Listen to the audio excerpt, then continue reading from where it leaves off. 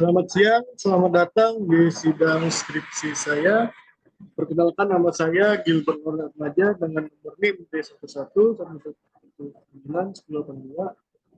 Yang pada kesempatan kali ini saya akan mempresentasikan skripsi saya yang berjudul Perancangan Tangki TPO Crude Palm Oil Plat Baja kapasitas 5.000 liter.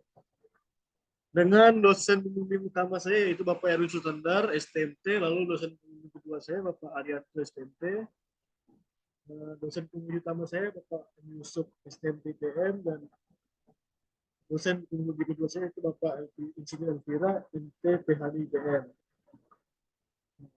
Baik, tanpa dengan waktu yang lama, saya akan langsung ke presentasi saya.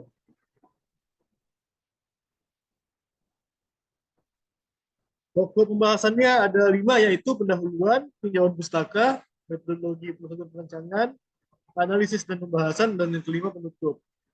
Lalu untuk kesempatan kali ini saya akan membahas tentang metodologi prosedur perancangan, analisis dan pembahasan, serta penutup.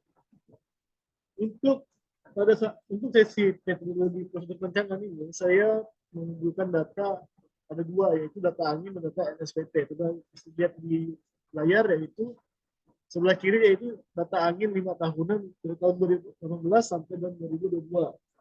Yang saya ambil di BMKG Spadio untuk data angin di Kabupaten Kuburaya selama 5 tahun. Sedangkan data yang ada di sebelah kanan ini adalah data NSPT untuk lokasi di Jalan Ayani 2, Kabupaten Kuburaya. Lalu diagram alirnya bisa dilihat di layar, yang dimulai dari pengumpulan data, perhitungan desain awal, pembangunan struktur, pembebanan, lalu pemeriksaan gaya dalam dan tegangan angin pada pembangunan struktur, lalu perencanaan sambungan, perencanaan fondasi, dan kesimpulannya itu selesai. Untuk perencanaan sirkuit, ini saya menggunakan metode one foot method, yang dimana tebal plat ini ditentukan berdasarkan kondisi desain dan uji hidrostatik. Lalu adapun data yang diperlukan yaitu sebagai berikut, yaitu diameternya 22 meter, tinggi tangkinya 15 meter, lalu corrosion allowance-nya direncanakan sebesar 10 mili selama 30 tahun. Lalu juga direncanakan plat baja ASTM A53 grade 85. Lalu plat bajanya 1,5 kali 12 meter. Lalu perhitungan jumlah course-nya dapat dilihat bahwa jumlah course itu tinggi cairan dibagi 8 plat, yaitu 15 meter dibagi 1,5 meter, yaitu didapatkan 12 susun. Lalu untuk tekanan yang diizinkan dapat dilihat di tabel berikutnya, yaitu untuk baja A53M grade 485 didapatkan bahwa minimum yield strength-nya sebesar 260 MPa, lalu untuk minimum tensile strength-nya 485 MPa, produk stress design-nya 193 MPa, dan hydrostatic test stress-nya sebesar 28 MPa. Lalu berikutnya yaitu kita menghitung tebal plat dinding kondisi desain. Ada 2 perhitungan, yaitu kondisi desain dan kondisi hidrostatik. Yang dimana kondisi desain yaitu TD sama dengan 4,9D dikalikan kurang dengan H kurang 0,3 kurang kalikan G dibagi dengan SD ditambah dengan corrosion allowance. Untuk contoh perhitungannya saya mengambil di course pertama dengan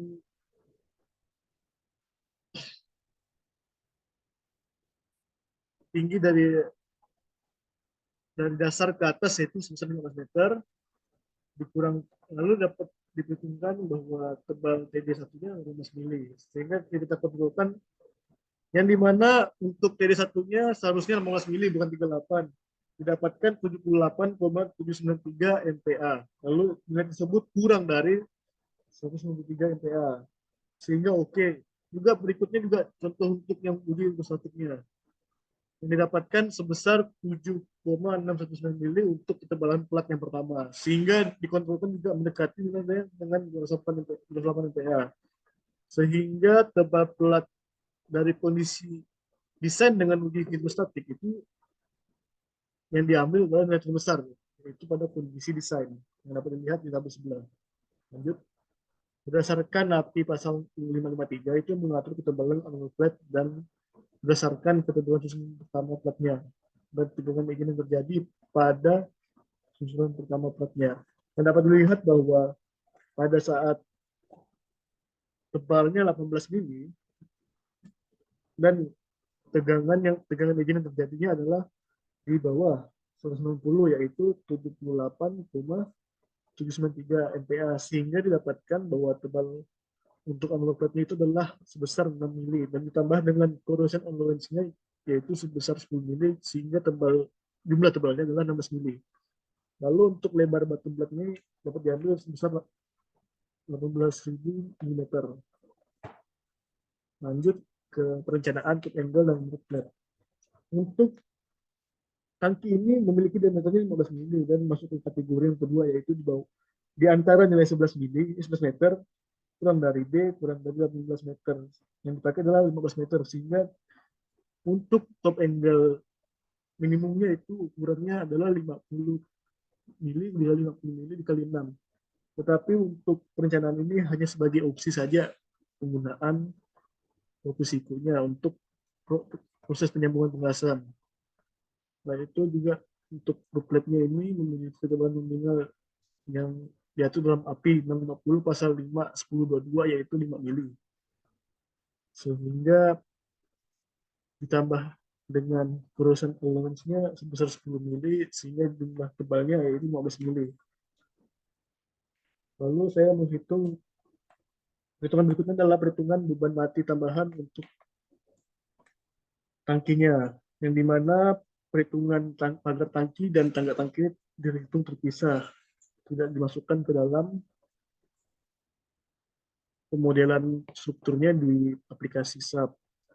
Sehingga di sini saya menghitung untuk perhitungan menentukan pagar tangki, langsung saja ke analisis pembuahan ilmiah, yaitu dengan berat sendiri kolom pagarnya yaitu H kali W, di mana hanya 1,2 meter dan W-nya berat sendiri dari profil dengan dimensi 114,3 mm, yaitu sebesar 12,2 kg per meter panjang. Sehingga nilainya dikalikan dengan 1,2 meter didapatkan berat sendirinya 14,64 kg. Lalu untuk berat sendiri pipa sembarannya ada dua, yaitu berada di atas dan di tengah, sehingga berat sendiri pipanya yaitu 2 dikalikan dengan panjang pipanya dikalikan dengan berat sendiri putunya. Yang didapatkan hasilnya adalah 21,394 kg. Sehingga total dari keseluruhan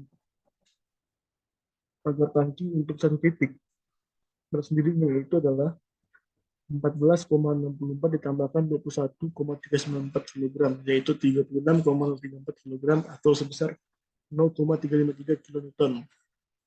Untuk perhitungan komponen tangga tangki dapat dilihat sebagai berikut. Yang mana langsung saja saya ambil, yaitu sebesar 1,638 kN. Yang dimana ini adalah untuk per satu titik tangga tangki. Karena tangga tangkinya banyak, nanti keseluruhan nilainya diambil rata-rata per satu titiknya. Lalu berikutnya adalah pembebanan hidrostatik akibat fluida yang bekerja. Nah, ini adalah perhitungan, ada dua perhitungan, yaitu pembebanan hidrostatik akibat fluida yang bekerja dan akibat pengisian air, di mana untuk fluida yang bekerja ini adalah sebagai berikut. Yang contoh perhitungannya Halot CPO course 12. Harusnya ini course 1 karena yang paling dasar course-nya, tapi saya menghitungnya sesuai dengan urutan saja dari bawah ke atas. Yang dimana Rho dikalikan G dikalikan H, yaitu dapat dilihat di layar bahwa sebesar 131,699 kN per meter luas untuk beban hidrostatik pengisian CPO-nya. Sedangkan untuk pembebanannya akibat pengisian airnya pada elevasi yang sama, itu didapatkan sebesar 147,150 kN per meter luas.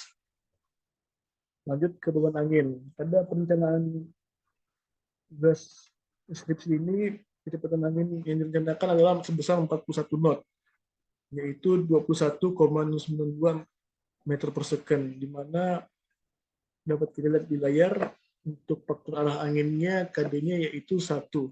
karena tangkinya berbentuk bundar, sehingga diambil KDI 1. Lalu karena tangki ini dibangun di lahan terbuka, sehingga kategori eksposurnya masuk kategori C. Untuk faktor topografinya tidak dicantum lebih detail di bawah ini. Sehingga saya mengambil nilai konservatif yaitu sebesar 1 untuk KJT-nya. Lalu faktor elevasi permukaan tanah KE ini saya juga mengambil nilainya sebesar 1 untuk perkiraan konservatif.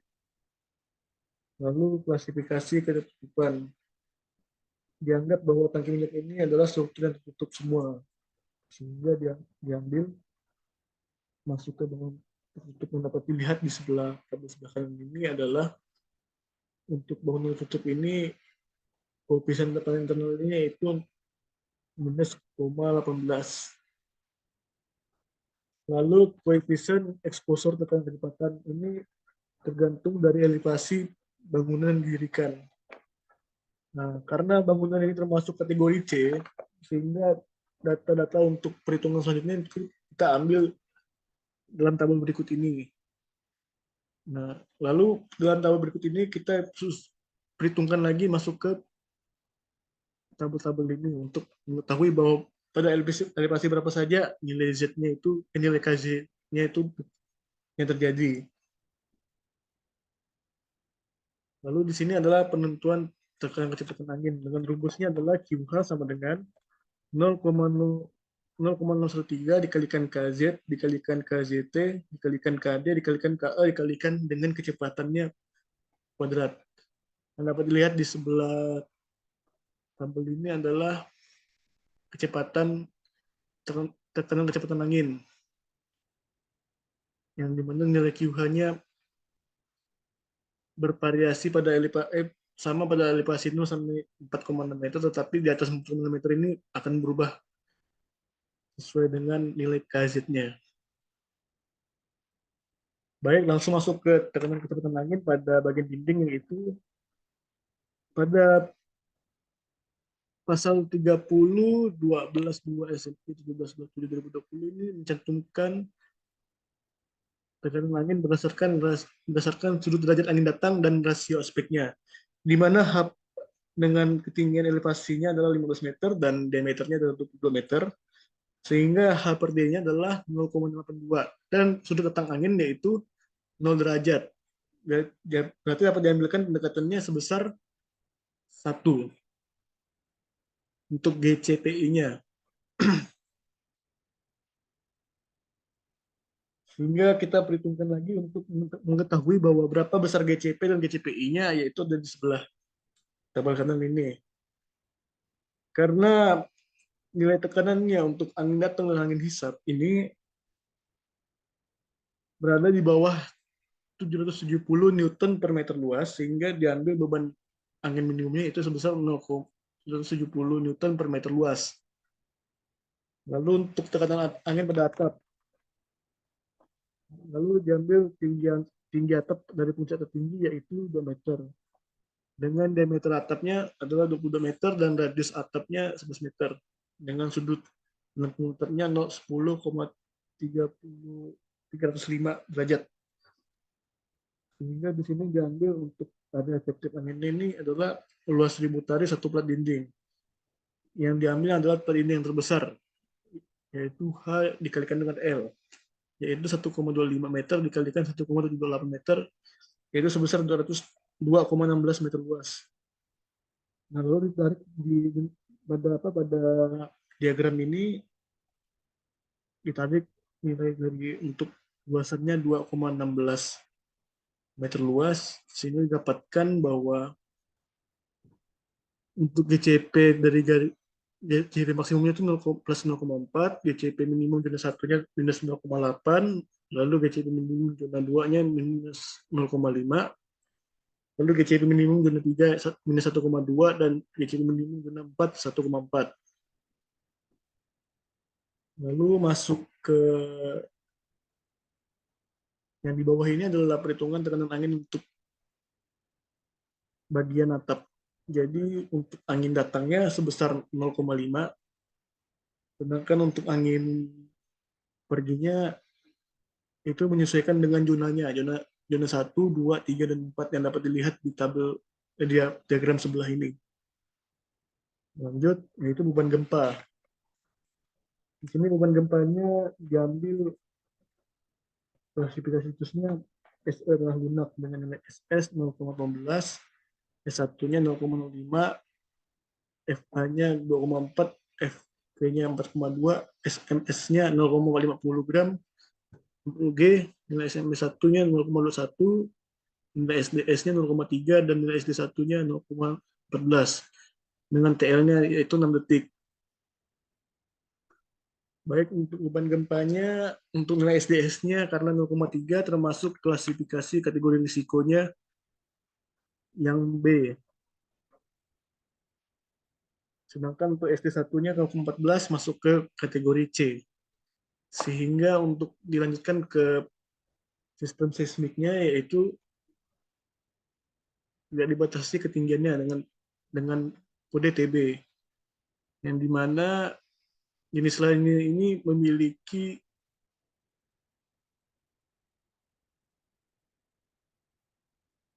nilai yang dapat disebut, di mana faktor skala awal gempanya yaitu G kali I E dibagi R, di mana G-nya itu adalah 9,81, lalu IE-nya itulah faktor keutamaan gempanya adalah 1, dan R-nya koefisien modifikasi responnya adalah 1,5. Yang didapatkan hasilnya adalah 6,54. Lalu berikut adalah template untuk kemudian spesifikasi material struktur. Yang ini saya menggunakan template dari aplikasi SAP 2000 yang ada bentukan silinder sama spherical dome, di mana silinder ini sebagai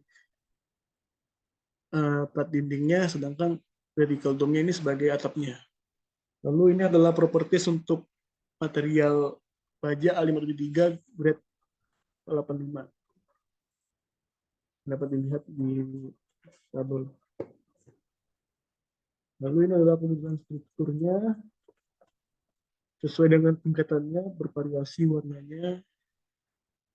Untuk lapisan kedua dan lapisan ketiga ini memiliki ukuran sama, lalu barisan kelima dan 6 ini ukurannya sama, 8 dan 9 juga sama, 10, 11 juga sama. Lalu kemudian pengembangan strukturnya dapat dilihat di gambar berikut. Nah, di sini adalah pemodelan beban mati tambahan, di mana beban mati tambahan yang bekerja ini adalah jumlah dari titik-titik modal yang tak terhitung ini dimasukkan ke modal yang ada. Jadi ambil ke modal yang tidak ada ini, beban yang ada di modal yang tidak ada ini dimasukkan ke modal yang ada sehingga jumlahnya sedikit bertambah. Lalu pemodelan beban hidup. Untuk beban hidup ini adalah beban hidup atap, yaitu 1 yang diambil 1 kN per meter luas atau dapat sesuai dengan SNI. Lalu pemodelan beban hidup statik akibat hujan bekerja ini menggunakan pattern tekanan CPO, yang dimana setiap menurun ke bawah ini tekanannya semakin besar, yaitu penurunannya sebesar 1 per meter panjang dengan ketinggiannya 15, di konstanta D-nya itu 15. Lalu tekanan CPO-nya ini bebannya berada di bottom dengan kelipatan pengalinya yaitu sebesar 8,78 kN per meter luas. Sedangkan untuk beban yang berisi air yaitu 9,81 kN per meter luas. Lalu ini desain tekanan internalnya ini merata semua, yaitu sebesar 18 kN per meter luas yang bebannya berada di bottom.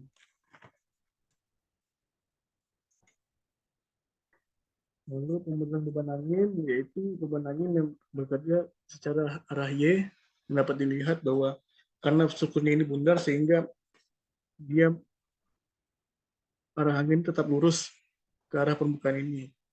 Sehingga dapat dilihat pada konturnya ini bervariasi tekanan anginnya. yang dimana sebesar 0,77 kN per meter luas atau 770 Newton per meter luas. Lalu untuk beban gempanya, saya mengambil beban gempa dinamis yang parameter respons spektrumnya dapat dilihat di gambar sebelah kiri saya. Nah, lalu untuk gempa dinamisnya ini saya mengambil acel U1 dengan U2, yaitu U1 sebagai arah X dan U2 arah Y. Dengan faktor skala gempanya itu 6,54. Lalu masuk ke tegangan pada plat tangki, ini adalah rekapitulasi dari tegangan pada plat tangki pada tegangan S1 top, S22 top, S12 top, S1 bot, S22 bot, dan S12 bot. Lalu ini adalah rekapitulasi tegangannya dari keseluruhan. Ini jadikan satu tabel yang ini. Yang tabel sebelumnya itu kan ada kombinasinya. Sedangkan tabel ini tidak ada kombinasinya, cuma hasil dari seluruh kombinasi direkap menjadi satu. Masuk ke pemeriksaan ketegangan. Dapat dilihat dari kanan tabel berikut yang pada tabel ke atas, grafik di atas ini adalah grafik tegangan pada S1 top. Lalu yang di tengahnya di atas ini S12 top, yang di kanan atasnya ini S22 bot. S22 top. Lalu yang di bawah ini adalah tegangan S1 bot, S12 bot, dan S22 bot. Dapat disimpulkan bahwa tegangan ini mencukupi semua nilainya karena belum mencapai batas dari kondisi desain dan kondisi hidrostatik tes, sehingga bisa digunakan ketebalan pelatnya yang bervariasi dari 11 mili sampai 15 mili. Lalu berikutnya pemeriksaan tegangan, yaitu pada aplikasi SAP ini saya telah merekapitulasi semua regangan yang terjadi, baik regangan E11, regangan E22, yang top E11 botnya dengan E22 botnya. Yang dapat disimpulkan bahwa regangan maksimum yaitu sebesar 0,0145 ini ternyata nilainya semua regangan ini di bawah dari regangan maksimumnya. Baik ini untuk perpindahan atau displacement dari setiap modal yang maksimum saya ambil dapat dilihat di tabel berikut. Itu adalah di dalam pada elemen yang saya telah rekap semuanya saya masukkan untuk maksimum dan minimum. Nah, untuk perencanaan sambungan. Nah, yang ini adalah perencanaan sambungan untuk course yang bertingkat pada sel plate. Jadi untuk course yang bertingkat ini saya menggunakan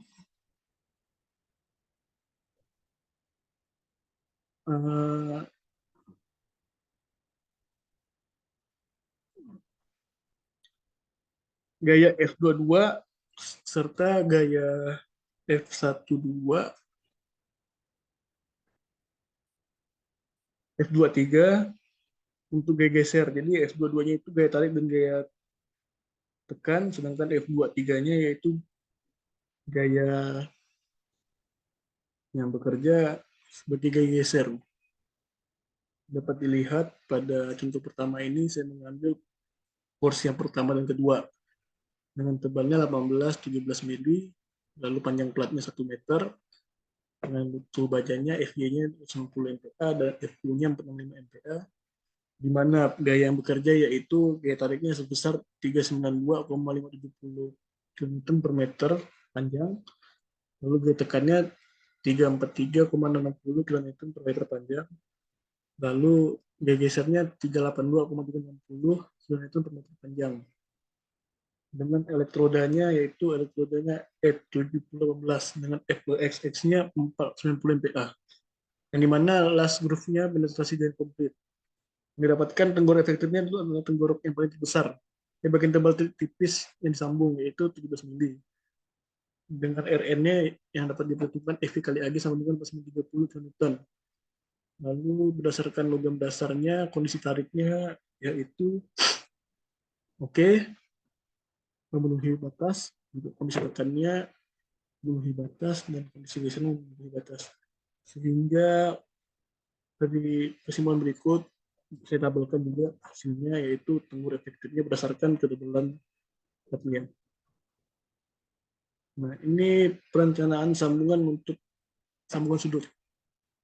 Nah, yang ini sambungan sudut untuk persatu dan bottom plate, di mana tebal pertamanya 18, tebal keduanya 16. Lalu mutu plat bajanya 290 MPa dan FY-nya adalah FY 465 MPa. Di mana gaya yang bekerja yang itu tarik 392,570 kN per meter.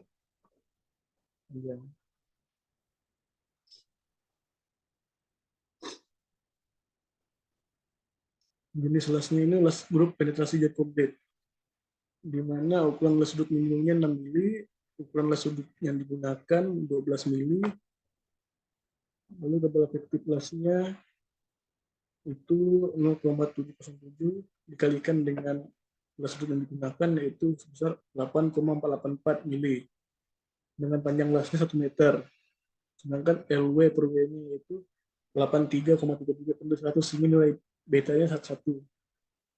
Nah, lalu di Rn-nya ini yaitu 0,6 FEX dikalikan dengan 1 tambah 0,5 sin pangkat 1,5 dikalikan dengan TE dikalikan dengan LW dikalikan dengan D. Karena dua sisi berarti LW-nya itu dikalikan 2. Sehingga didapatkan Rn-nya itu 4988,592. Di mana dengan faktor pembaginya yaitu 2. Sehingga dapat dilihat bahwa kontrolnya juga oke, semuanya oke, dan bisa digunakan. Lalu ini adalah tabel untuk perencanaan pondasi, yang dimana ini adalah rekapitulasi berdasarkan kombinasi dan beban yang bekerja arah Z, FZ. Nah, ini data NSPT ini saya gunakan untuk menghitungkan daya dukung yang tunggal, yaitu di mana dengan kedalaman 32 meter, SPT di kedalaman 32 meter ini adalah 50, dan N rata-ratanya adalah 13,5. Ukuran pelnya yaitu pel persegi 40 x 40. Dengan luas kelilingnya adalah 0,16 meter luas, dan luas selimutnya yaitu 1,2 meter. Dengan faktor keamanannya 2,5. Didapatkan QP-nya yaitu 320 ton dan QS-nya 140,800 ton. Sehingga diperhitungkan QOL-nya adalah QP tambah QS dibagi dengan faktor keamanan, yaitu sebesar 164,320 ton atau 1808,179 kN. Lalu pada PUR kita rencanakan dengan diameter 24 setebal 120 mili. Yang didapatkan berat sendiri PUR-nya adalah 13.307,69 ton. Lalu rencanakan tebal aspal penumpu bottom plate terhadap PUR-nya dengan diameter 24 setebal 5 cm. Yaitu didapatkan berat sendiri tebal aspalnya yaitu sebesar 487,96 kN. Sedangkan pile dengan ukuran 40 kali 40 memiliki berat sendiri 400 kg per meter panjang atau sebesar 3,924 kN per meter panjang. Didapatkan berat sendiri WPL-nya untuk satu pile yaitu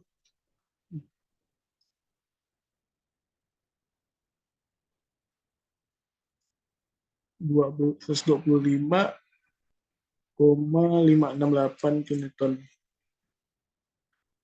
Sehingga didapatkan berat total keseluruhan PUR adalah berat totalnya adalah W PUR plus W aspal plus W pile plus W kombinasi struktur, yaitu sebesar 72.234,31 kN.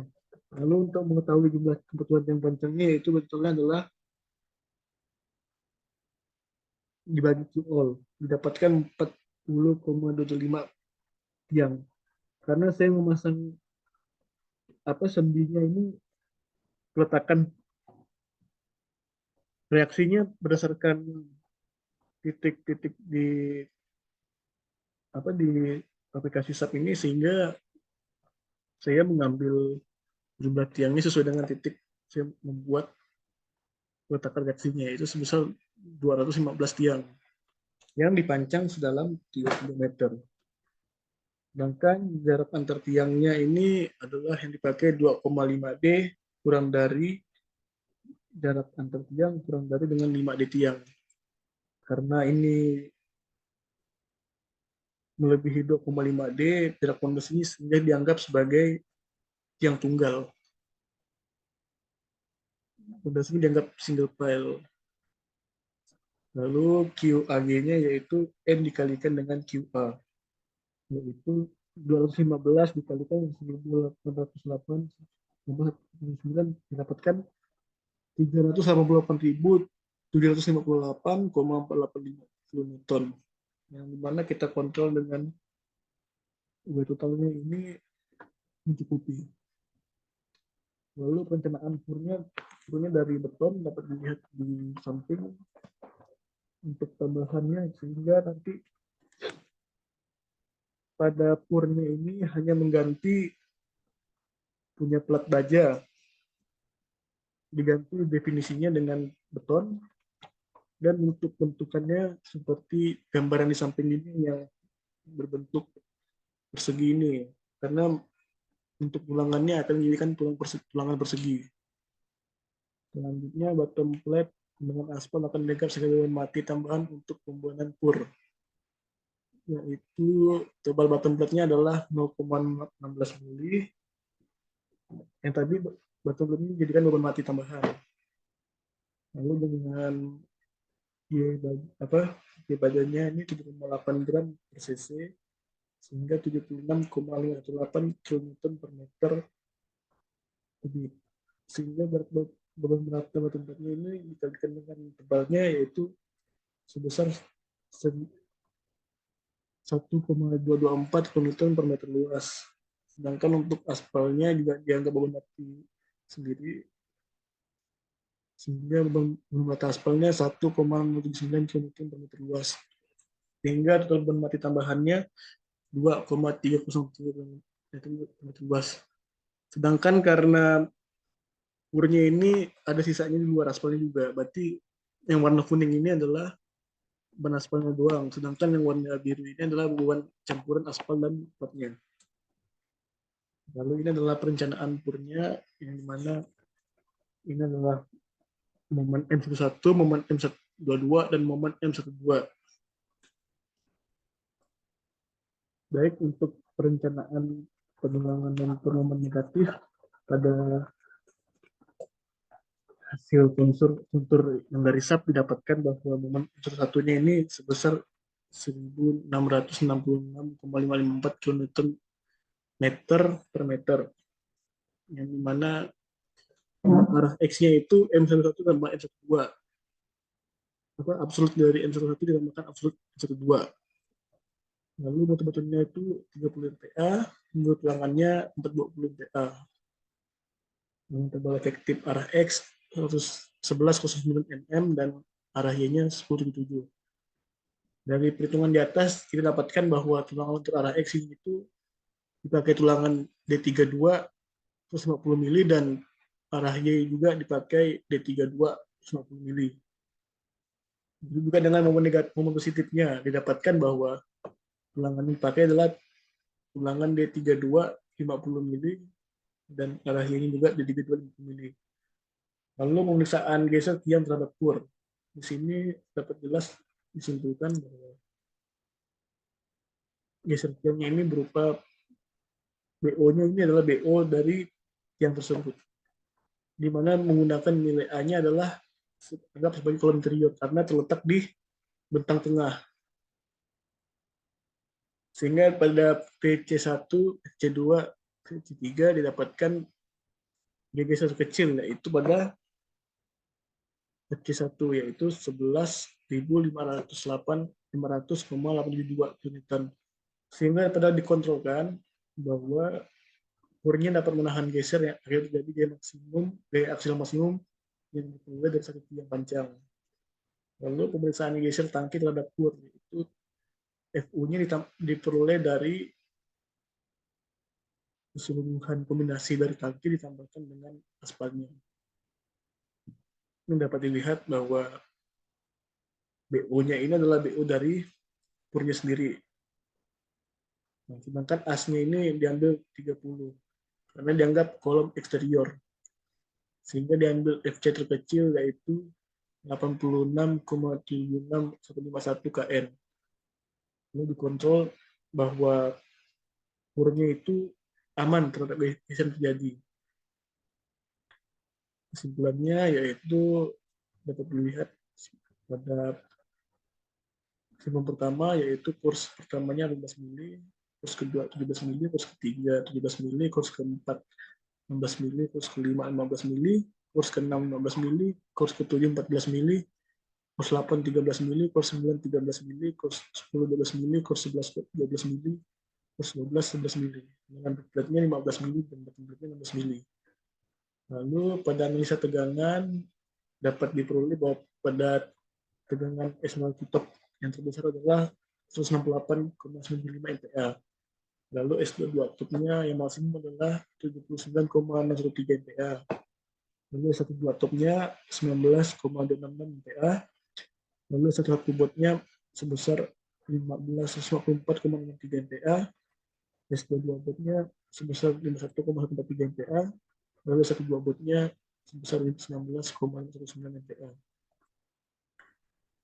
Lalu keseluruhannya di bawah tegangan akibat desain stres dan stres.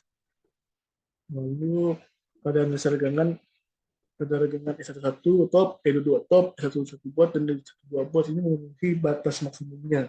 Yang maksimum itu 0,0145. Lalu sambungan las pada plat susun struktur adalah sebagai berikut. Untuk sambungan antar kos baik yang disusun secara vertikal dan horizontal, pada struktur rangkai menggunakan sambungan tumpul penetrasi join komplit dengan tanggung efektif pada variasi 11-18 mili. Lalu sambungan antar templatenya ini menggunakan sambungan tumpul penetrasi join komplit. Lalu sambungan antar templat dengan kurs pertama menggunakan sambungan sudut dengan ukuran sudut. Lalu sambungan antar sisi dom atas dan atas bawah menggunakan sudut. Lalu sambungan yang mengelilingi antar dom menggunakan sambungan tumpul penetrasi join komplit. Lalu sambungan dari kurs atas dan sisi dom terbawah menggunakan sambungan sudut sebesar 10 mili. Yang kelima, pada pondasi tangki menggunakan tiang panjang berdimensi 40 x 40 dengan kebutuhan tiang panjangnya sebanyak 215 buah yang dipanjang sedalam 32 meter. Lalu per pondasinya digunakan setebal 1,2 meter dengan keperluan tulangannya dipakai adalah tulangan D32 1 mm untuk tulangan negatif dan positif dipakai tulangan D32 50 mm.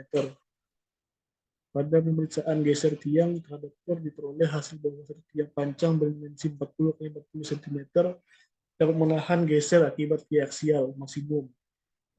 Yang dari penetapan suhu tangki dan pemeriksaan geser tangki terhadap por diperoleh bahwa hasil bahwa pur dengan ketebalan 1,2 mili dan berdiameter 20 meter dapat menahan geser akibat biaksial maksimum dari jumlah beban yang terjadi pada pur.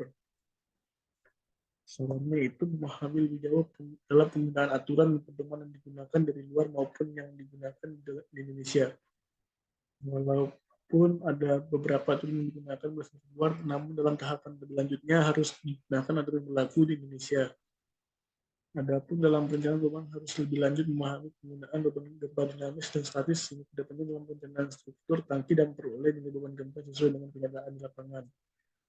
Yang ketiga, kedepannya dalam perencanaan struktur tangki dapat menggunakan aplikasi ANSYS untuk pengembangan perencanaan struktur tangki. Sekian dari presentasi skripsi saya. Jika ada kata yang salah, mohon maaf sebesar-besarnya. Sekian dan terima kasih.